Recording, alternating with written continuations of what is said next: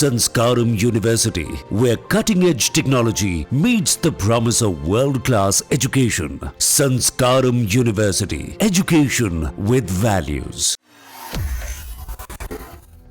इंदौर के नवविवाहित जोड़ा राजा और सोनम रघुवंशी हनीमून मनाने के लिए मेघालय के शिलांग गए थे, जहां पहुंचने के कुछ दिन बाद ही वो गायब हो गए। परिवार वालों से उनका संपर्क टूट गया, जिससे घर में भी टेंशन का माहौल बन गया।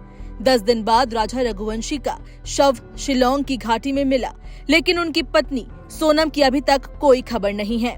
इन सब के बीच सोनम की एक कॉल रिकॉर्डिंग खूब वायरल हो रही है, जिसमें वो अपनी सास से बात कर रही है और उनको ट्रिप के बारे में जानकारी दे रही है। इस कॉल के बाद से दोनों के फोन स्विच ऑफ हो गए। अब बात करते हैं उस कॉल की जो आखिरी बार सोनम ने अपनी सास से की थी।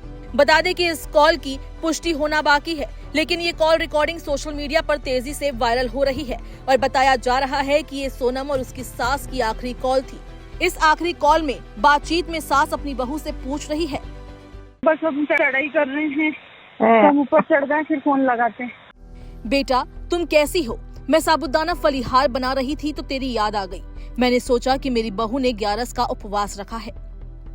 इस पर सोनम ने कहा, हाँ मैंने इनको साफ कह दिया कि मैं घूमने के चक्कर में अपनी 11 नहीं तोड़ूंगी।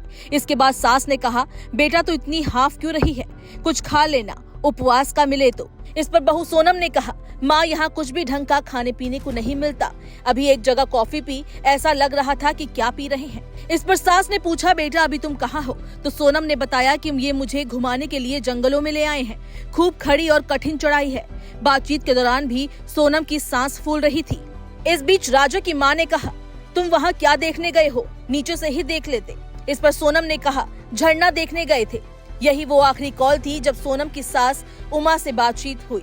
उसके बाद से ही दंपति गायब हो गए। परिजनों ने आरोप लगाया कि शिलांग पुलिस अगर तत्परता दिखाती तो शायद ये दिन देखना नहीं पड़ता। आपको बता दें कि राजा रघुवंशी इंदौर में ट्रांसपोर्ट कारोबारी थे। उनकी शादी सोनम के साथ हुई थी। दोनों ने घूमने के लिए शिलांग को चुना, लेकिन किसे पता था कि उनकी ये पहली यात्रा आखिरी यात्रा बन जाएगी। बीते 10 दिन से पुलिस उनकी तलाश कर रही है और आखिरकार 2 जून को राजा का शव घाटी से मिला, जबकि सोनम अभी तक लापता है। राजा के भाई का दावा है कि सोनम की किडनैपिंग हुई है और राजा के पास जो भी सामान था वो भी चोरी हो गया है।